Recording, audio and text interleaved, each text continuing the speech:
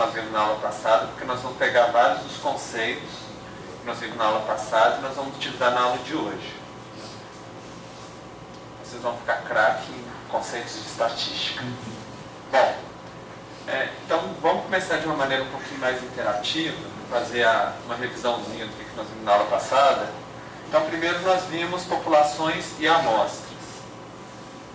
Primeiro, tinha um exercíciozinho da aula passada. Se vocês tiveram alguma dúvida, alguma dificuldade? Não? Ótimo. Então tá. Primeiro, populações e amostras. Algum de vocês três poderia definir o que é população e amostra?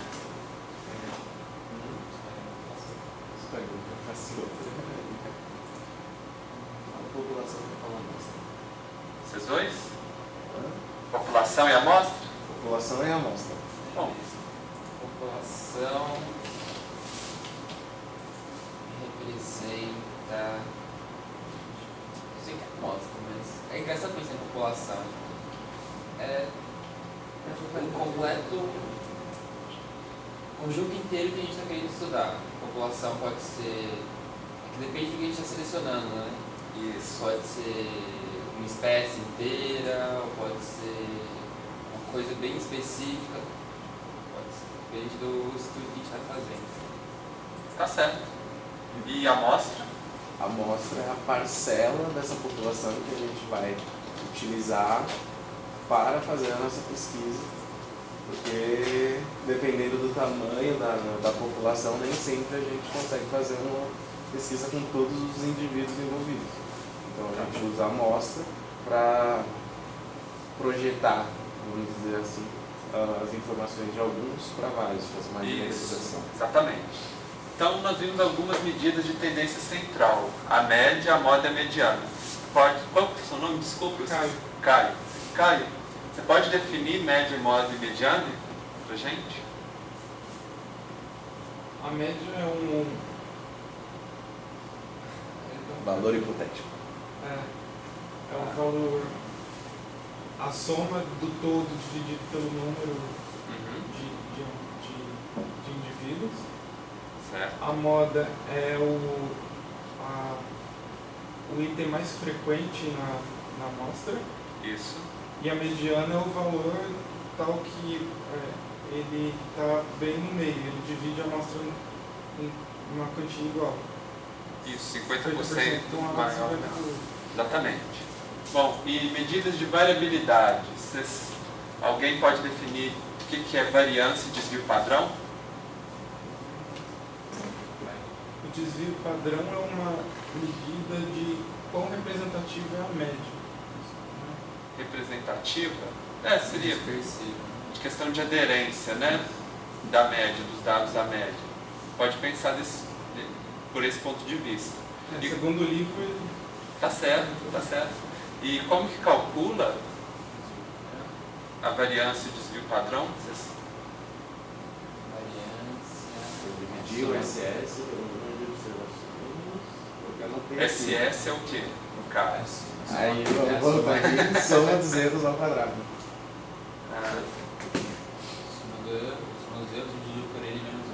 Se for amostra, por N, se for... População. S quadrado é igual a SS sobre N menos 1. Por que é N menos 1? Vocês lembram? Porque é uma amostra. Quando você trabalha com amostra, se dividir por N, você vai dividir pela população inteira, que é o número que você não tem.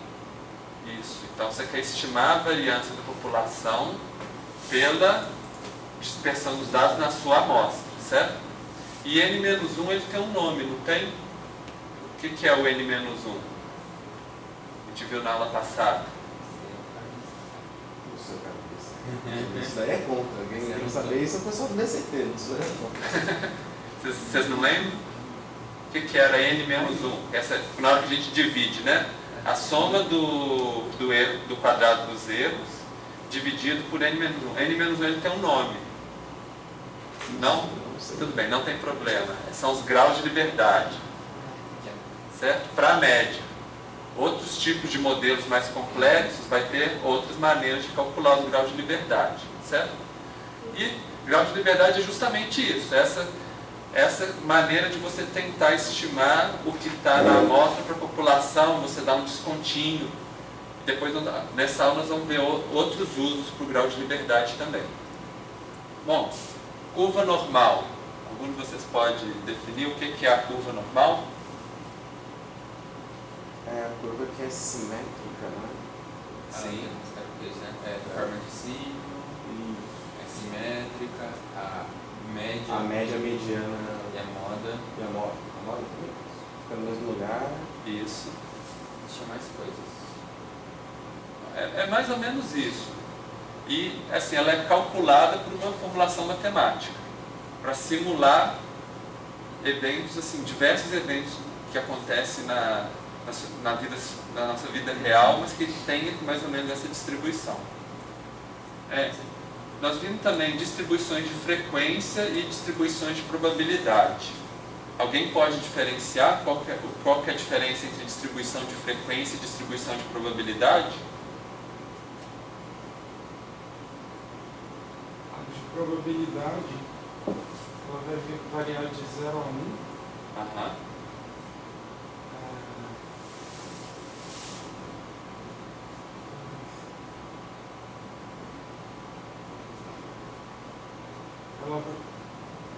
Ela é ainda dentro da curva normal isso, né? Pode ser, na curva normal ela pode ser utilizada para calcular a probabilidade. Você falou um ponto interessante.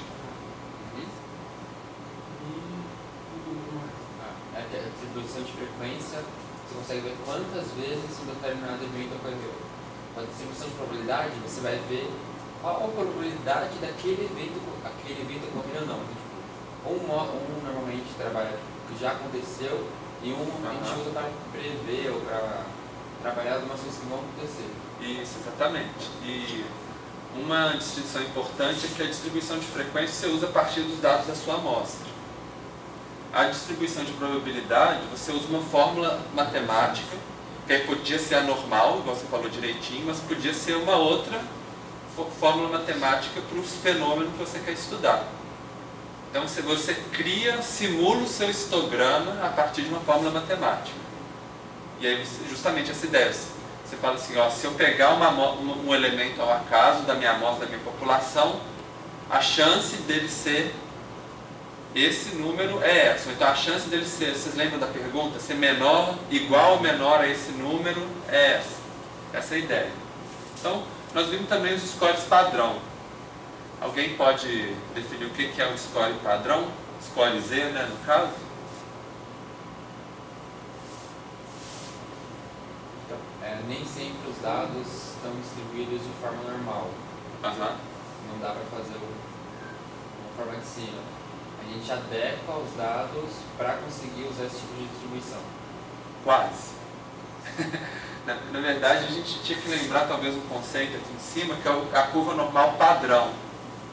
Vocês lembram? O que é? O que a curva normal é? O que a curva normal padrão tem de a mais do que a curva normal? Vocês lembram? Não sei o que é 1, o outro é 0. A média é 0 e o desvio padrão é 1. Isso, exatamente. Então, às vezes você tem os dados, ele pode até estar numa distribuição normal. Não é normal padrão. Só que ela não é a normal padrão, quer dizer, a média da sua amostra não é 0 e o seu desvio padrão não é 1. Vocês lembram como é que calcula? Ele é a subtração da média do valor menos a média, que aí você faz a média ficar igual a 0 e divide pelo desvio padrão. Isso, exatamente. Quer dizer, quando você subtrai pela média, a sua média da sua amostra fica 0. Quando você divide pelo desvio padrão, o seu desvio padrão fica 1, certo? Então, assim, isso é porque a gente quer calcular o score Z. Agora a gente vai ver na nossa aula aqui, nós vamos fazer diversas transformações dos nossos dados. Às vezes, por exemplo, vamos supor que você não quer mexer na sua média, mas você só quer que o seu desvio padrão fique sendo 1. Isso, por que isso seria útil? Você não quer mexer na média, só quer mexer no seu desvio padrão.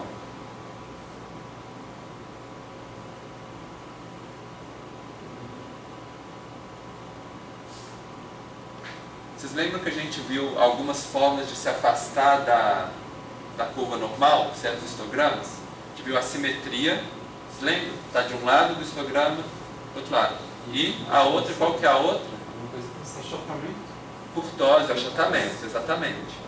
Então, às vezes os seus dados estão muito achatados, ou então estão muito próximos da média, você quer transformar ele para aproximar da curva normal, você simplesmente divide pelo desvio padrão. Então você aproximou da curva normal. É um jeito, né, de trabalhar. Porque às vezes assim, você está trabalhando com um modelo que ele precisa de uma suposição de que os seus dados se aproximem de uma distribuição normal. Às vezes ele não exige que a sua média seja zero. Mas às vezes, só de você já fazer essa transformação do desvio padrão, você já conseguiu assim, melhorar a sua aderência dos seus dados com a curva normal, certo? Bom, e nós vimos a questão como que faz o cálculo de probabilidade. Vocês lembram que a gente olhou assim, você transforma um número dentro de um score Z, e aí tinha aquela tabelinha, que a gente olha lá, ó, na tabelinha, aí a tabelinha que a gente olhou era do teste unilateral, quer dizer, tudo que estava de um lado desse valor. Existem outros testes, né? Certo? E nós fizemos a nossa primeira experiência com esse PCS. E aí, inclusive, vocês devem ter brincado em casa, ou ver aqui, né? Pois é, e aí vocês dá para brincar com o... Brincar e tirou as estatísticas direitinho, né? Pois é. Bom, então, o pessoal ainda não chegou, né? Mas vamos começar a nossa aula de hoje, então. Bom, hoje nós vamos continuar os conceitos básicos de estatística e nós vamos ver o conceito de distribuição amostral e trabalhar com o teorema do limite central. Bom, primeiro nós vamos pensar essa ideia assim, de usar uma amostra para estimar um parâmetro da população, certo? Aquele mesmo problema que a gente começou na aula passada. Então vamos olhar aqui para essa figurinha, que é a figurinha que está lá no livro Descobrindo Estatística. O que a gente tem aqui?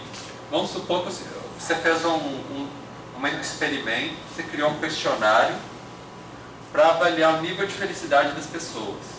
Vai de 1 a 5, por exemplo. 5 super feliz, ou 0 ou 1 super triste. Então tá as carinhas aqui, né? Essa aqui é a sua população inteira. E aí você tirou a média, daqui a média ficou 3. O que você fez depois? Separou essa população num tanto de amostras diferentes, cada uma com 4 pessoas, e tirou a média de cada uma dessas amostras, certo? Aí, o que você faz depois? Depois que você tirou a média de cada uma, você soma todas essas médias e divide pelo número de amostras. Aí você chegou nessa média aqui, que também deu 3. Mas, o que aconteceu? Cada uma dessas amostras, a média é um pouco diferente. Uma deu 3, outra deu 4, outra deu 1, tá certo? Então, você também pode calcular o desvio padrão. Ou seja, diminuir cada um deles do valor da média, elevar todos esses desvios ao quadrado, igual a gente já revisou, e dividir pelo número de amostras, certo? E aí, também se a gente for colocar, a gente pode fazer um histograma a partir desses valores médios e criar o nosso histograma aqui. Esse histograma é o que a gente vai chamar de distribuição amostral. Ou seja, a distribuição de um parâmetro, no caso nossa média, entre todas as amostras, certo? Bom, e aí eu queria que vocês começassem a se atentar para algumas notações de estatística, porque nós vamos começar a trabalhar um pouco mais com fórmula hoje, então é bom que vocês fiquem com essas notações gravadas. Primeiro, esse Uzinho aqui, que é o mesmo que está aqui em cima, é a média da população, certo? E esse Xzinho com um tracinho em cima é a média da amostra. Está vendo? Um X com um tracinho em cima. Então, às vezes, nós vamos ter uma fórmula que está com o Uzinho, às vezes está com X. Aí você já olha, você já sabe assim, ó, isso aqui é a população, isso aqui é a amostra, certo? Porque senão às vezes a gente vai transformando uma fórmula na outra e depois a gente já fica um pouco confuso. Ó, isso aqui, a gente sempre fala média, média, média, mas você tem que saber. Média da população, média da amostra. E a outra é esse daqui. O desvio padrão da população é esse símbolo e sigma. E o outro é o Szinho, que é o desvio padrão da amostra. Então, da mesma forma que tem símbolos diferentes para a média, tem símbolos diferentes para a amostra.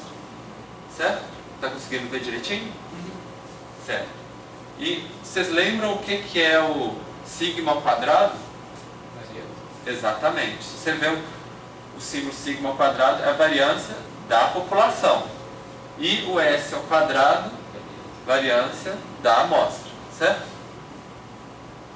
Bom, e embora a gente tenha aqui dividido a nossa população no tanto de amostras, nesse exemplo que a gente tinha acesso à população inteira, muitas vezes na pesquisa da gente, a gente vai ter acesso a só uma amostra ou duas amostras, e aí a gente vai tentar estimar com a nossa média amostral, a gente vai tentar estimar a média da população, certo?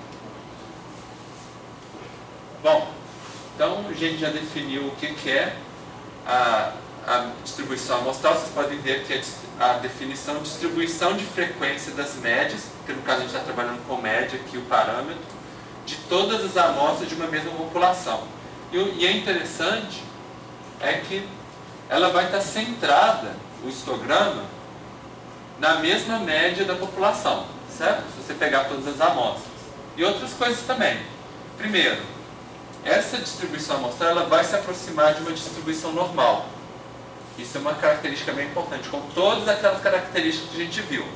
Média, moda, mediana coincidindo, simétrico, vai caindo aos pouquinhos para cada lado, certo? Então vocês estão vendo a distribuição normal, curva normal, embora ela seja hipotética como a fórmula matemática, em algumas situações ela vai aparecer naturalmente, certo? Outra coisa, a média de uma é igual à média da outra. Então isso deu para ver desde o início, né? A média da média das amostras, essa média amostral é a mesma da média da população. Só que o desvio padrão não é o mesmo. O que vai acontecer? O desvio padrão da nossa população, ele vai ser sempre maior do que o desvio padrão da distribuição amostral, certo? Aqui eu já não estou falando o desvio padrão dentro de cada amostra, não. Estou falando desvio padrão desses valores das médias, certo? Então o que a gente pode falar? Que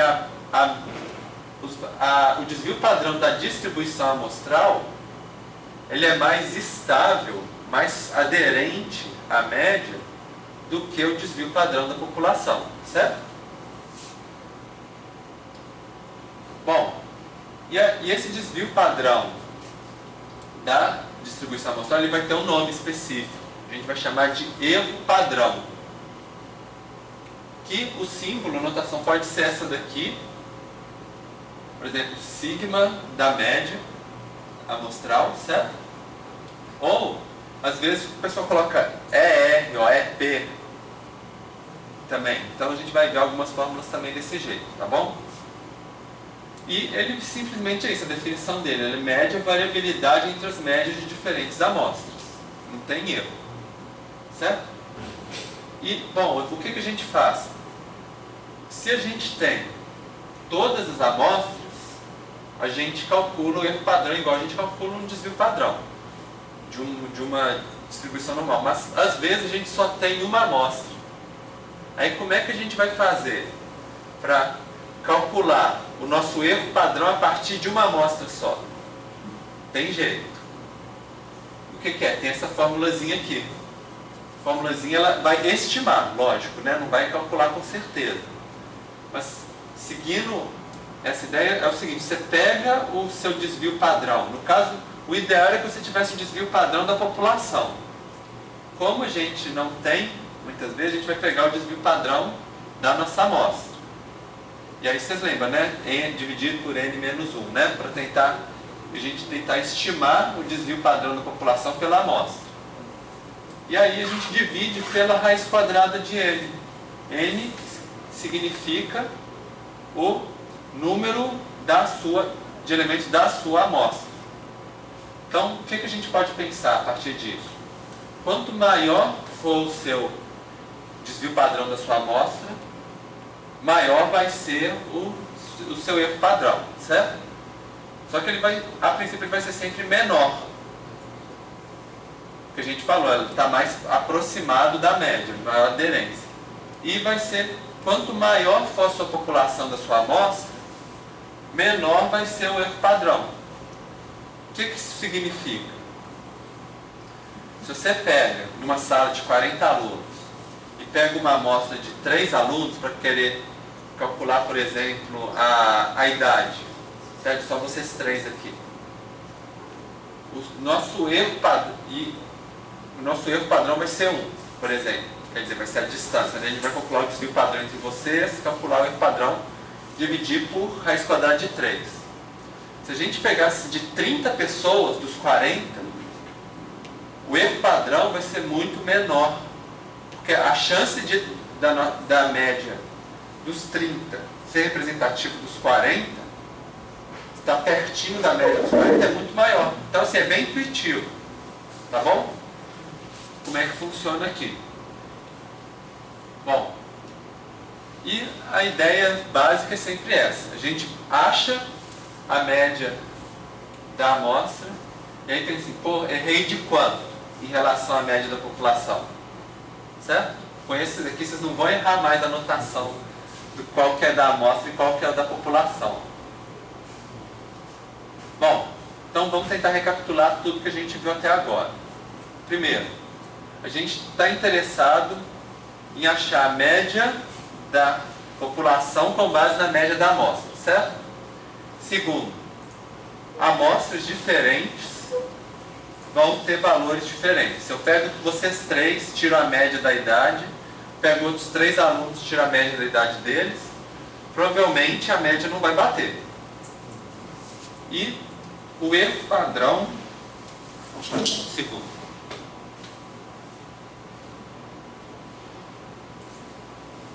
O erro padrão, ele te dá uma diferença entre a média da amostra e a média da população. Ou seja, qual que é a chance de estar errado.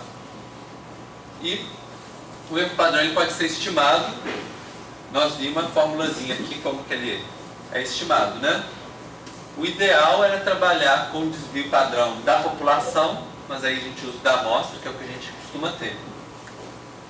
Bom, além disso, se você tem a média e tem o erro padrão, a gente vai poder calcular uma outra coisa interessante, que seria um intervalo de confiança. Ou seja, um limite entre 2 números, falar assim, tem 95, com base na minha amostra, tem tantos por cento de probabilidade da média da minha população está entre esses 2 valores aqui. Por exemplo, se fosse a idade, por exemplo, está entre 20 e 25 anos, a média da sala inteira, ou mais, ou menos, né? Então, é o que a gente vai chamar de intervalo de confiança. Então, como é que a gente define intervalo de confiança? Gama de valores, que seriam os 2 limites, né? Máximo e mínimo, entre os quais achamos que o valor da população de um certo parâmetro, que no nosso caso é a média, mas podia ser outro parâmetro, que ele vai estar. Ou seja, onde que a média verdadeira estaria dentro desses limites. Bom, então se a gente fala assim, o intervalo de confiança de 95%, como que a gente interpreta? Então vamos pensar que seria mais ou menos o seguinte, se eu pegar 100 amostras aleatórias da nossa população, ou 100 divididinhas entre eles todos, e a gente calcular, por exemplo, um intervalo que seria a média e o erro padrão, Em 95 dessas 100 amostras, esse intervalo entre a média e o erro padrão, ele vai cruzar a média verdadeira da população. Ou seja, o intervalo de confiança é o seguinte: 95% você vai acertar dentro da sua amostra. 5% das vezes você vai errar. Vamos ver alguns exemplos? Aqui, por exemplo, esse aqui chega um rapaz e fala para a moça: eu tenho 95% de confiança de que você é a pessoa certa para mim. Como é que ele vai pensar nisso, né? Como é que ele vai calcular? Agora você sabe o que significa. Mas, como que calcula, a gente vai ver nos próximos slides. Aqui está um outro exemplo, que é um exemplo do livro, Descobrindo Estatística, que foi o seguinte: número de espermatozoides na ejaculação de codornas. Então, ele pegou 51 grupos de codornas e olhou lá quantos espermatozoides tinha na ejaculação de cada codorna. Para cada grupo que está em cada uma dessas linhas, a gente tem a bolinha, que é a média, e o nosso erro padrão criando um intervalozinho aqui, certo? E aqui nessa linha está a média da população inteira. O que acontece? Praticamente todas as amostras cruzam essa linha, menos 3. Essa daqui e essa daqui. Ou seja, deu mais ou menos 5%. 3 com 51, né? E a ideia é justamente essa. A maioria das vezes vai conseguir cruzar, mas às vezes não vai dar. Às vezes vai cair fora. E aqui é só um outro exemplo, né? Só para a gente... Trouxe aquela mesma distribuição amostral do primeiro slide, só para a gente lembrar que a média da amostra ela vai estar em algum ponto dentro desse histograma. Vocês lembram que quando a gente pensava assim, 95%, ficava uma beiradinha de 2,5% para fora do lado de cá e uma beiradinha de 2,5% do lado de cá. Então assim, a maioria das suas amostras vai estar aqui no meio, no miolo, mas vai ter umas amostras que vão estar na beiradinha. Certo? Então vocês conseguem entender. Por exemplo, no caso, essas outras 3 aqui, elas estariam na beiradinha do histograma e aí estariam fora do nosso 95%. Certo? Então agora vamos ver como que calcula. Primeiro, vocês lembram na aula passada por que 1,96 é um valor importante? Aquele score Z de 1,96%? Não, de 1,96%, vocês lembram por quê? Não lembro qual é a porcentagem que vale. 97,5. Ele, como você acha na tabela, tem uma probabilidade de 97,50%. Isso, exatamente. Ou seja, ele isola 2,5% da cauda para fora. Para os dois lados, 95%, exatamente. Então, se a gente pegar menos 1,96 e 1,96, pegamos 95% no meio. Então, lembra a nossa pergunta no início. Queremos saber o que é intervalo de confiança de 95%. E vocês lembram o valor 2,58? Quanto que é?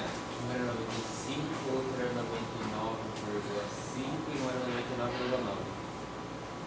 Ou 9,5, né? No caso. Mas a ideia é que se você pegar 2,58 e menos 2,58, você pegou 99%. Você pegou 3,29 e menos 3,29, você pegou 99,9%, certo? E como que a gente calcula o score Z? Vocês lembram, né? Ele menos a média dividido pelo desvio padrão. A gente revisou no início da aula. Bom, agora a gente vai tentar fazer algo que é o inverso do que a gente fez na aula passada. Vocês lembram na aula passada? A gente queria calcular quantos domicílios que tinham 4 ou menos habitantes. Então a gente pegou o número e usou a fórmula para transformar no score Z, que deu lá 1,23. Isso, 1,23. Agora a gente vai fazer o contrário. A gente vai querer pegar o nosso 1,96 e retransformar para os nossos dados, para a gente criar na nossa amostra. A gente pega o score Z e tenta achar o valor na nossa amostra, na nossa distribuição de frequência. A gente já fez um, agora a gente vai fazer o outro. Aí a gente vai ter que fazer umas transformaçõezinhas de fórmula, que eu vou fazer junto com vocês, tá bom? Então vocês lembram, a gente vai calcular tanto 1,96, que é o Z, e o menos 1,96. Então, vamos lá, vamos trabalhar em cima das equações. Primeiro, a gente vai querer isolar o nosso x. Por quê? X é o que a gente está querendo saber. O valor na nossa distribuição, na nossa amostra, certo? Então, a gente vai pegar o Szinho aqui que está dividindo, vai passar para cá multiplicando, certo? E a média que estava aqui subtraindo, a gente vai passar para o outro lado da equação somando. Passou para o outro lado, muda o sinal. Tranquilinho, né? Vocês lembram disso no vestibular, terceiro ano do ensino médio, né? Então. E vai complicar agora. Não, mas é tranquilo, é só isso, acabou. Ah, só isso? É, aqui ó, isolamos X. Nossa, Então podemos resolver. Assim, Sem problema. Nada que você não consiga. E o que a gente fez aqui desse lado com 1,96, a gente faz do outro lado com menos 1,96. Então fica facinho. O limite inferior, o que a gente faz? Coloca menos aqui e multiplica a média menos 1,96 vezes o erro padrão e aqui a média mais 1,96 vezes o erro padrão. Porque agora mudou uma coisa, vocês perceberam? Aqui era S. Agora a gente está trabalhando com erro padrão. Que inclusive tinha uma outra notação, né? Vocês lembram? Sigma com o X e o tracinho embaixo, né? Aqui a gente usou ET. Mas por que mudou? Porque antes a gente estava trabalhando com desvio padrão dentro da nossa amostra. Agora a gente está trabalhando com o que seria o desvio padrão, mas das nossas médias de cada uma das amostras. Certo? Que é o conceito de erro padrão. A variabilidade das médias das amostras. Então, aí o que a gente fez? Juntando essas duas fórmulas aqui, a gente simplesmente coloca uma notação só, coloca o mais e menos. Significa que você faz uma vez para o mais, depois você faz uma vez para o menos, achou os dois limites. E para o de 95% a gente já fez, o de 99%, 99,9% é a mesma coisa. Só vai mudar o valorzinho do score Z, que a gente já viu o que ele significa, certo? Bom, então vamos ver um exemplo aplicado.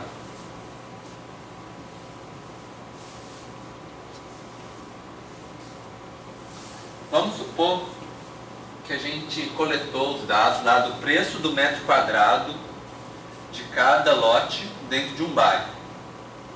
E a gente pegou uma amostra de 100 imóveis. E viu lá, calculando a nossa amostra, que a média era R$ 3.800 o metro quadrado e o desvio padrão R$ 1.500.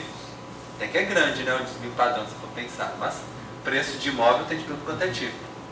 Então a gente vai calcular o erro padrão. Vocês lembram da fórmula? Aqui, ó.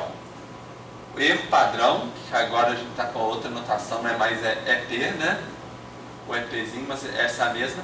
É o desvio padrão dividido pela raiz quadrada de M, que é a sua amostra. Então a gente simplesmente substitui. Desvio padrão é 1.500, colocou na fórmula, e o N, quer dizer, a quantidade da nossa amostra, 100. Nosso erro padrão, 150. Vocês perceberam como que o erro padrão é bem menor do que o desvio padrão? No nosso caso aqui, 10 vezes. E tem uma coisa interessante na estatística, que tem nessa fórmula aqui também, e nas outras fórmulas de desvio padrão, variância, é que vocês percebem que a gente está estimando algo para a nossa população, mas em nenhum momento a gente usa a quantidade de elementos da nossa população. O nosso bairro podia ter 110 casas, só podia ter 3.500 casas. Na verdade, o resultado nosso vai dar o mesmo. Então, isso acontece demais, por exemplo, quando a gente vê, por exemplo, estudo para estimativa de resultado de eleição, né, de opinião. Se você pegar 2.000 pessoas distribuídas na cidade para calcular o resultado da eleição para a cidade, para prefeito, você vai ter o mesmo grau de certeza se você pegasse uma amostra de 2.000 pessoas do país para calcular o resultado para presidente. Porque, na verdade, o que a gente usa é o tamanho da amostra. Lógico, assim, a amostra tem que ser aleatória, ou tem que ser bem calculada, tem que ter tipo gente de diferentes lugares e com diferentes faixas de renda, idade, essas outras coisas, assim, tem todos os critérios, né, para fazer uma boa amostra. Mas a ideia é essa: com a sua amostra você vai calcular para a população. E se você pegar uma amostra grande, a sua confiança é muito maior. Se você pega de 200, 100 já é um tanto até bom normalmente, mas se você pega de 200 para cima, sua confiança é muito boa. Considerando que o desvio padrão é o mesmo para as duas amostras, né? Exatamente. Tem essa questão também. Você pode pensar, por exemplo, igual no caso das eleições, que a diferença dentro do Brasil, por exemplo, pode ser maior do que a diferença dentro de uma cidade, uma população é menos homogênea. Você pode pensar nessas coisas assim. Eu pensei assim, só de uma maneira geral. Tanto que, normalmente, eles costumam, para a eleição, pegar pelo menos 2.100 ou 3.000 pessoas, às vezes um pouco mais, mas assim, você dá uma margem de segurança que o pessoal coloca de 0,5%, 1%, baseado no desvio padrão, lógico, né? Agora vocês sabem por que tem esse erro das estimativas quando tem na eleição. Bom, e aí o que a gente fez? Primeiro a gente calculou o erro padrão, e como a gente já tem o erro padrão e tem a média, a gente consegue calcular aqui o intervalo de confiança. Então a gente simplesmente substitui a nossa média 3.800, nosso erro padrão 150, você faz a continha aqui e chega nos dois limites, tanto menos quanto para o mais. Então 3.506 e 4.094. Ou seja, os seus limites mínimo e máximo para 95% estão aqui entre esses dois valores. Para a nossa média, é 3.800. Então, essa que é a ideia. A gente pode falar que este intervalo entre 3.506 e 4.094 tem 95% de chance de conter a média dos preços do bairro inteiro. Certo? Então vocês acompanharam direitinho? Deu para entender? Bom, então agora a gente vai tentar calcular os intervalos de confiança de uma forma ainda mais exata, porque a gente usou 1,96, 2,58, né, e 3,26, que são scores calculados a partir da distribuição normal. A gente vai ver que às vezes a gente pode usar outras formas de distribuição. A primeira que eu vou mostrar aqui para vocês, ela chama de distribuição T. Que às vezes em alguns livros vai chamar T de student, que é de estudante, porque na verdade o estatístico que descobriu, ele assinava com o pseudônimo de estudante, não falava o nome dele no artigo, né? Hoje em dia ninguém mais faz isso, mas antigamente, né? Então, assim, às vezes, se a sua amostra ela é muito pequena, normalmente ela não vai seguir uma distribuição normal, tão normal. O que vai acontecer? Ela vai mudar um pouquinho, é isso que a gente usa a distribuição de T. Por exemplo, vocês lembram o que era grau de liberdade?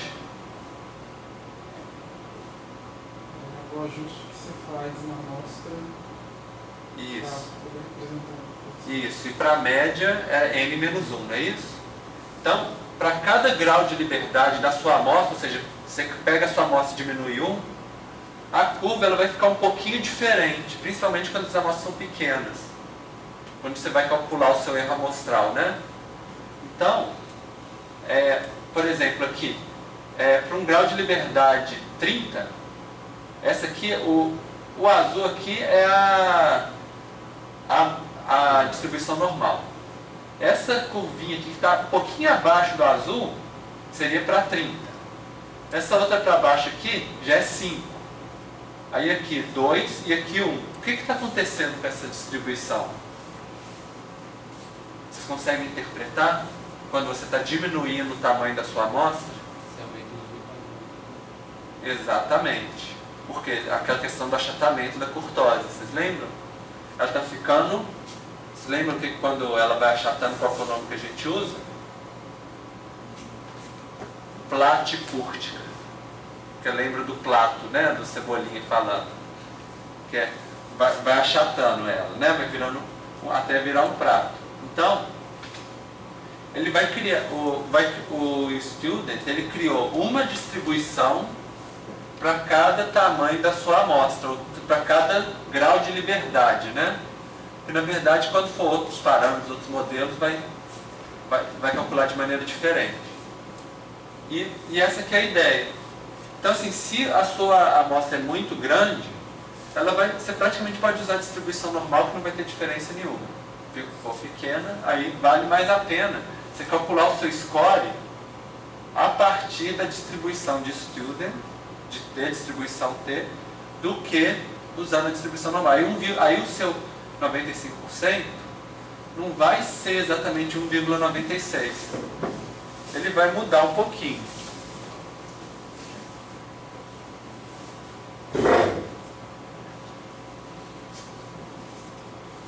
Então vamos ver. Então a gente já viu aqui, já reviu aqui o que era grau de liberdade, né? Vocês já estão sabendo direitinho.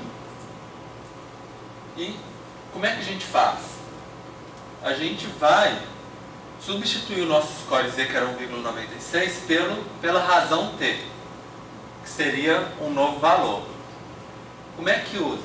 É uma formulazinha, né? Agora, antes do intervalo de confiança, que era o Z, 1,96, agora vai ser o T. E a gente vai calcular ele a partir de dois parâmetros. GL, que é o grau de liberdade, e P, que é que é 1 menos o nível de confiança. Então, se a gente queria uma confiança de 95%, qual que é o nosso P? Exatamente, 5% ou 0,05. Então, como é que a gente faz? Vamos supor que o nosso grau de liberdade é 30. Ou seja, nossa amostra tem 31 elementos. Aí você vai lá na tabelinha, mais uma tabela que normalmente fica no final dos livros de estatística, e que quando tem prova de estatística o professor costuma colocar na última página para os alunos consultarem, né? Então você vai no grau de liberdade aqui, acha 30. E vê o nível de confiança que você quer, 0,05. Então você vai, cruzou 1,697. Vocês viram como é que mudou? Antes era 1,96 e agora ficou 2,042. Desculpa. 2,042. Teve uma alteração. E se a sua amostra tiver mais de 120 elementos, você chega no 1,96, que é o da distribuição normal. Então você pode pensar o seguinte: você tem uma amostra acima de 120, nem precisa pensar em distribuição T, usa distribuição normal. Está com menos, vamos usar a distribuição T, certo? Então, e outra coisa interessante que a gente pode fazer é comparar intervalos de confiança. Vamos supor que a gente pega 3 municípios, ou 4, 5, um grupo de municípios, por exemplo, na região do ABC ou da região metropolitana de São Paulo, e calcula a média, o erro padrão, cria o nosso intervalo de confiança de 95%, certo? Aí, a gente vai pegar outro grupo de municípios, também na região metropolitana, por exemplo, e calcula também a nossa média, erro padrão e intervalo de confiança. Aí você vai comparar num gráfico, por exemplo, se esses intervalos de confiança se sobrepõem ou não.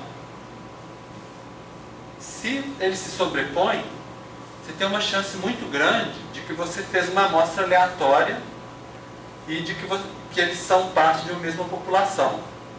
Se eles forem muito diferentes, nem se tocam, você pode falar que tem pelo menos 95% de chance deles serem de populações com características diferentes.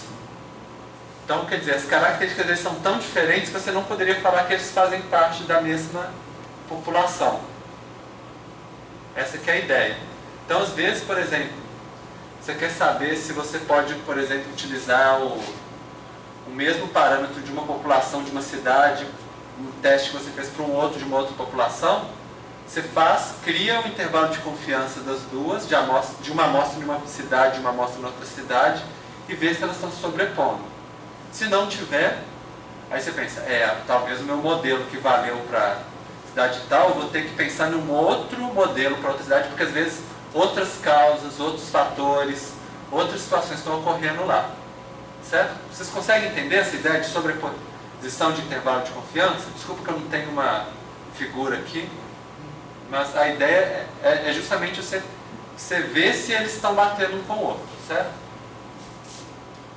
Bom, então vamos trabalhar nesse PCS. Nossa, eu acho que eu vou disponibilizar aqui, eu acho que ainda não dá, aula, não é da aula 2, MTI compartilhado. Tá. Então, estaria na pasta alunos, né? MTI compartilhado, aula 4, isso. Aí tem essa base chama água, para vocês abrirem no SPSS. Acho que são 9 horas, acho que só vocês 3, né, que vieram. Eu tinha uma esperança que o próximo fretado chegava às 8h55, né? Pois é, não, tudo bem, mas aí o pessoal vai fazer a atividade programada, eu já passei no dia, então acho que não vai ter problema não. Bom, então todo mundo abre o arquivo Água 2010, está lá no Alunos, MTI compartilhado, aula 4.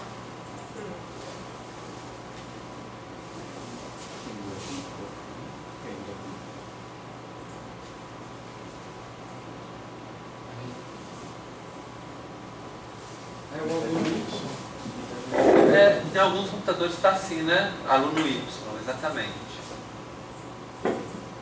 Aí se puder, gente, antes de vocês abrirem, desculpa, vocês copiam para o computador de vocês e abrem no computador de vocês, porque senão um altera e aí dá uma bagunça. E copiar, não é mover não, tá? Também às vezes acontece isso, o pessoal move e aí ele leva embora.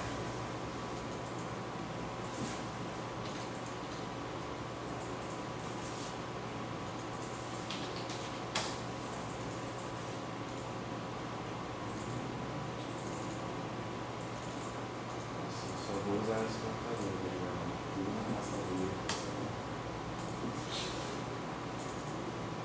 Só abrir? Abriu? Todo mundo abriu? Ótimo. Beleza. Então, vou voltar na nossa apresentação. Aqui.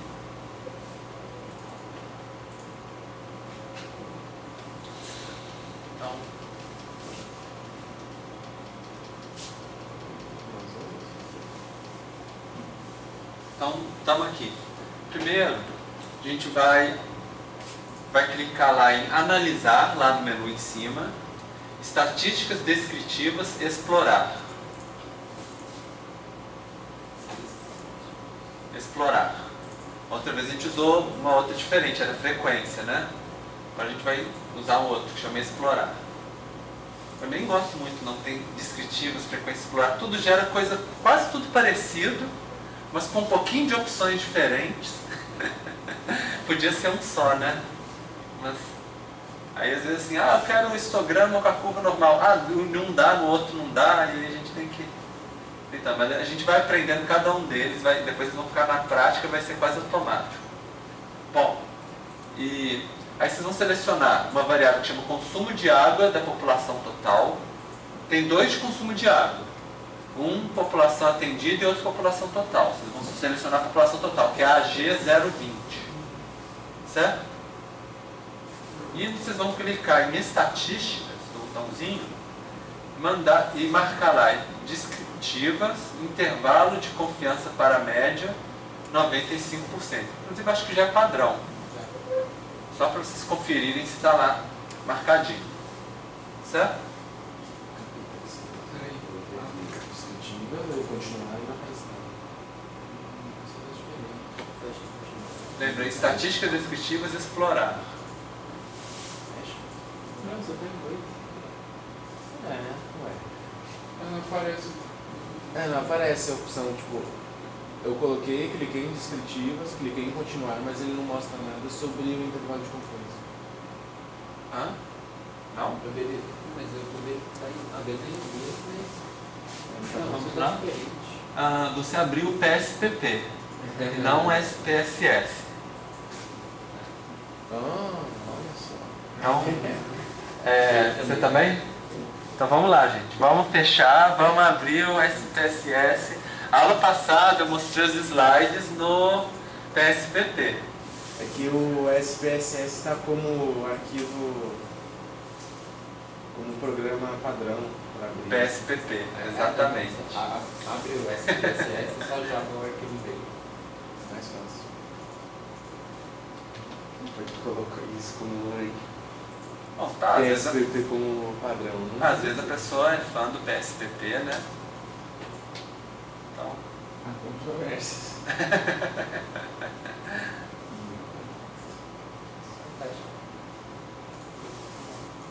Joga o arquivo aí, você não precisa nem abrir ele.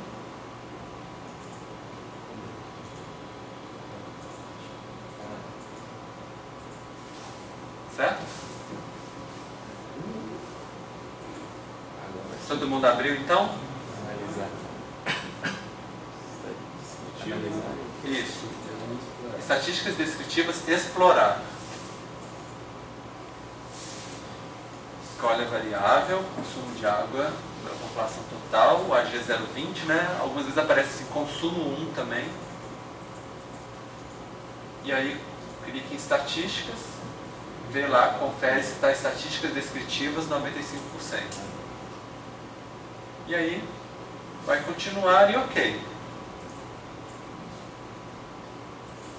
Chegamos lá, todo mundo? Então tá. Vocês devem ter gerado essa tela aqui. Todo mundo está em português, o SPSS?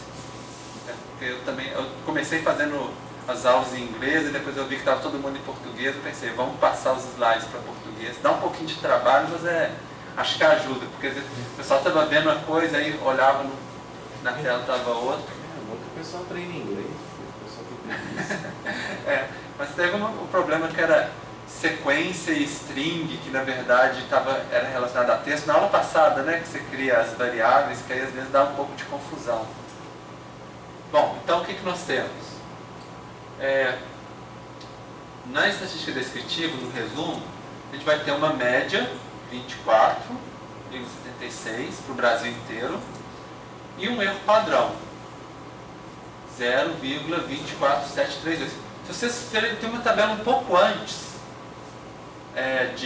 um pouco acima de descritivas, que ela dá um resumo da quantidade de casos que vocês têm e fala quantos que estão faltando. Vocês viram quantos que estão faltando? 20%, né? E é uma amostra grande. Quantos? 1.149, né? Então quer dizer, não, 1.149 estão faltando. A Não é amostra isso? era 5.000. E 5.000. Isso. Exatamente, 4.000. Ou seja, a gente está trabalhando com amostra grande. Então o que acontece na hora que a gente calcula o erro padrão? Vocês lembram da fórmula? Você tira a raiz quadrada do n. Quer dizer, você tem um n muito grande, o seu erro padrão vai ser muito pequeno. Então quer dizer, você praticamente pode falar que esse valor aqui da estatística, né, está chegando lá na média do Brasil inteiro. E aí, você tira 95% do intervalo de confiança, usando aquela fórmula, assumindo Lembra, assumindo que é uma distribuição normal. E aí você vai chegar aqui nesses valores dos limites. Quer dizer, com 95% de confiança, tá, a média no Brasil de consumo de água está entre 24,2 metros cúbicos por ano por habitante e no máximo 25,25 metros cúbicos por ano por habitante de consumo. Então, você vê assim, está quase lá, né? Varia um pouquinho. E as outras estatísticas vocês já viram na aula passada como é que interpreta. Então vamos dar uma passadinha nelas. 1 é 5% da média parada. O que significa isso? Você tira os 5% maiores e os 5% menores e calcula a média. Isso dá uma diferença. Vocês verem que a média era 24. Tirou 5% de cada lado, caiu para 23. O que isso significa? Vou começar a pensar. Consumo mais baixo. Na hora que você tira os 5% de cada lado... Pensei que você está tirando os outliers. Exatamente. Então, e por que diminuiu na hora que você fez isso? Porque tinha números que eram muito distantes da... Isso que eram muito... Especialmente os que eram maiores, que estavam puxando a nossa média para cima. Exato? Você tirou quem consome muito. Isso, exatamente. Alguns municípios consomem muito, muito, muito. E aí estavam levando a nossa média para cima. Mediana também, olha só, 22,35. Vocês lembram então que se você pegou 50%, ainda ficou menor do que 5% da média parada. Vocês lembram o que acontece se você comparar mediana e média? Por exemplo, numa distribuição assimétrica? Negativa. Hã? A normal fica mais para a direita, né? Na verdade, a simetria positiva, A cauda fica pra direita. a cauda fica para a direita e a maioria dos valores fica do lado esquerdo, né? Exatamente. Aí o que acontece? A nossa mediana fica menor do que a nossa média. A média ela move um pouquinho conforme se vai tornando assimétrica, a mediana move mais. Certo? Então vamos interpretando essa coisa. O desvio padrão, 16, ou seja, 24, isso a gente está falando de desvio padrão da nossa amostra, não o nosso erro padrão. Quer dizer, apesar de ser 24 em média, muda a 16 litros. Então quer dizer, tem uma variabilidade grande aí. Você vai ter umas aí com... Você tira 24 de 16, vai dar 8, né? Não vai, quer dizer, não vai ser tão incomum você ir de 8 até os 30 ou 40, vai ter um tanto de município que vai estar por aí. Amplitude. Aí, quando você pega o minimáximo e vê a amplitude, aí que você vê que mínima era 0, talvez seja até tipo um outlier que você pode até excluir, porque que cidade que o pessoal consome 0, né? Mas na verdade é a forma com que foi construída a sua variável, sabe? Então o que você sabe? Sistema Nacional de Informações de Saneamento, o que fornece esse dado? Eles veem, quem informa isso? As empresas de abastecimento público. Então, se a empresa de abastecimento público fala que ela não está fornecendo água, aí vai ficar 0. Mas não significa que a população vai morrer de sede, né? Mas é um problema da forma como foi calculada a variável. E nós temos também 193 litros, que seria a cidade que consome mais água no Brasil.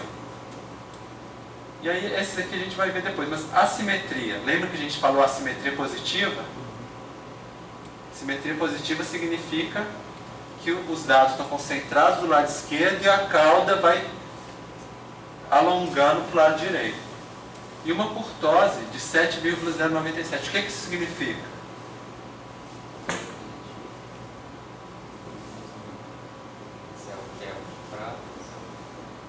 Quando é positiva a curtose, os dados vão se juntando perto da média. Então, ela é leptocúrtica. Vocês lembram do nome? Certo. Então, primeira coisa, aqui a gente viu os valores aqui, a gente pode calcular esses valores do limite de confiança com a fórmula que a gente já conhece. Os elementos estão todos aqui. Então, limite inferior. Pega a média, lembra? Média menos 1,96 vezes erro padrão. 24,77, arredondando. Menos 1,96 vezes 0,25, que a gente arredondou aqui o erro padrão, só para calcular mais ou menos, fácil. E o resultado dá 24,28, está aqui. Então, descobriu o mistério de como que o SPSS calcula esses valores aqui, vocês já sabem agora. E o com valor positivo, que deu 25,25, está aqui, 25,25. Agora vocês entendem como que calcula, sabem interpretar o que isso significa. Bom, então agora nós vamos fazer a mesma coisa, só que dividindo em grupos. Vamos pegar, analisar estatísticas descritivas, explorar a mesma coisa. A única diferença é que a gente vai escolher uma variável aqui que chama região e vai colocar aqui na lista de fatores.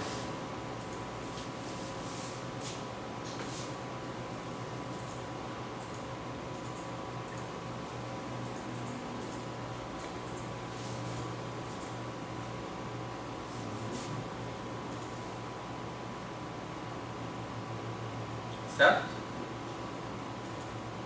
Todo mundo conseguiu fazer? Beleza. Então, checa, né? 95%. E aí, primeira coisa, vai gerar aquela tabelinha resumo de processamento dos casos. Deu certo? Ainda não?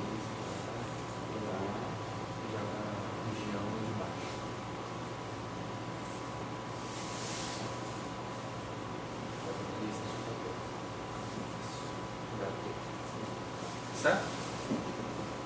Certinho? Então vamos lá. Aí vocês vão lá para a tela de saída de novo, visualizador dos resultados. Primeira tabela era o resumo de processamento dos casos, porque quando vocês viram o total, vocês viram, tinha tantos válidos, 5.000, agora a gente separou em cada região. Norte, Nordeste, Sudeste, Sul e Centro-Oeste. E aí você vai ver como que muda a questão entre a porcentagem entre válidos e a porcentagem de omissos. E também a quantidade de casos, né? Então, por exemplo, no Norte e no Centro-Oeste, a quantidade de municípios é muito menor. E você sabe, né? Porque os municípios lá são gigantes. E a omissão na região Norte é maior do que a quantidade de casos que existem. Então, tem 210 válidos e 239 omissos. 210 ainda é mais do que aquele 120 que a gente usou, que era o critério para a distribuição de T, né? Então a gente ainda pode trabalhar com distribuição normal. Mas vocês vão ver assim, a confiabilidade do resultado, por exemplo, a região sul, que é 86%, com 1.000 amostras, vai ser muito maior, certo? Então, vamos lá. Então, em seguida, tem as estatísticas descritivas para cada um deles. E a gente vai começar a interpretar como que muda. Primeira coisa, está vendo que a média é muito diferente para cada região. Vocês podem ver aí, a média da região Norte é 18, do Nordeste 13, do Sudeste 36, do Sul 26 e do Centro-Oeste 28. Vocês veem assim que cada região do Brasil, a consumo de água é bem diferente. E o erro padrão? Vocês vão ver que o erro padrão maior é o do Norte, não é? Por que tem um ausente menor? Então vamos pensar. Pode ser porque tem menos amostras, a ausência não vai fazer tanta diferença. Porque lembra que o importante é o número de elementos da amostra? Então, mas no total tem só 210. O outro tem 1000 amostras. Então, se tira a raiz quadrada de 210 e raiz quadrada de 1000, vai dar bem diferente. Uma vai dar 15, né? Alguma coisa assim. Volta 15, 14, a outra vai dar 100. Quer dizer, quase 10 vezes de diferença. Mas mesmo assim, por exemplo, no Sudeste, a variabilidade é maior, por exemplo, do que no Nordeste, por exemplo. Porque, na verdade, o desvio padrão também vai ser importante para você calcular o erro padrão. E quando a gente vai calcular o intervalo de confiança, vamos pensar, lembra que eu dei aquele exemplo das cidades, para ver, por exemplo, se os intervalos de confiança eles se sobrepõem? Vamos pensar aqui nas nossas regiões. Os intervalos de confiança estão se sobrepondo? Dá uma olhada.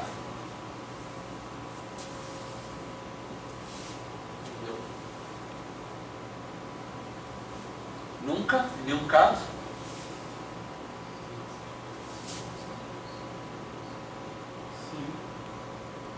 Sim? Qual?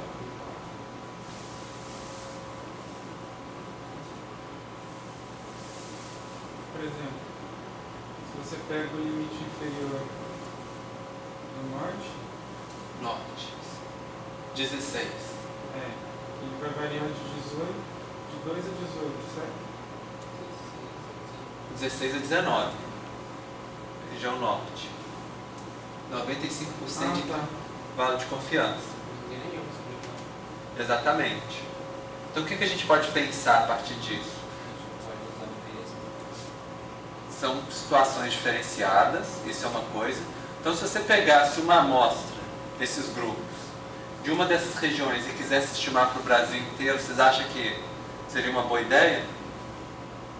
Não. Agora, se eu quisesse fazer uma amostra, o ideal era que eu pegasse de todas as regiões. Então vocês já estão começando a perceber como é que funciona. Às vezes, pode ser no trabalho de vocês, vão pegar, por exemplo, áreas rurais e áreas urbanas, não sei.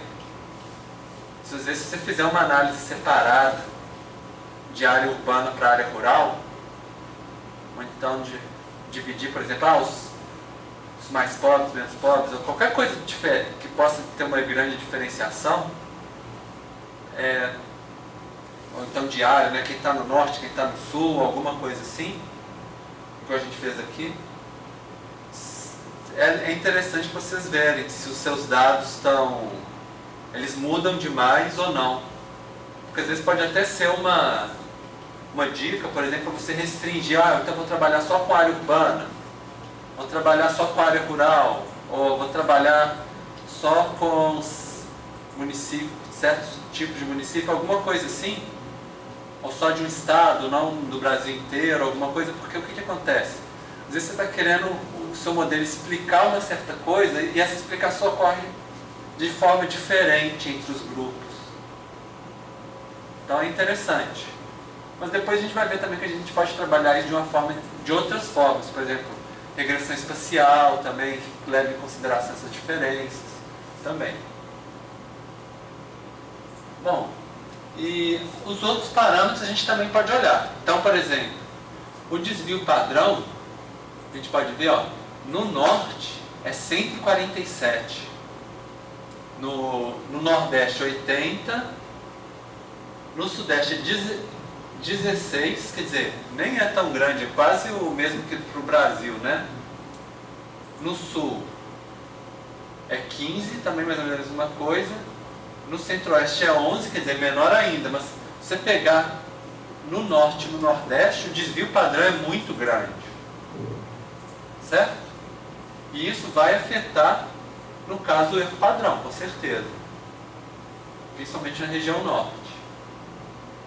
Professor, sim. Acho que você deu uma confundida com variância de desvio padrão. Ah, foi? Foi? 8,97. Desculpa, no nordeste não é tão grande. Desculpa. Verdade, mas o raciocínio é mais ou menos o mesmo, né? 12,7, né? Não, 12,1, 8,97. O desvio padrão no Sudeste, no Sul e no Centro-Oeste é maior do que na região Norte e Nordeste, desculpa, tá? Valeu pela correção aí. Então, isso é importante. Outras coisas, assimetria e curtose, para a gente ver se está aproximando da curva normal. Certo? Então, qual das regiões que vocês acham que está aproximando mais da curva normal?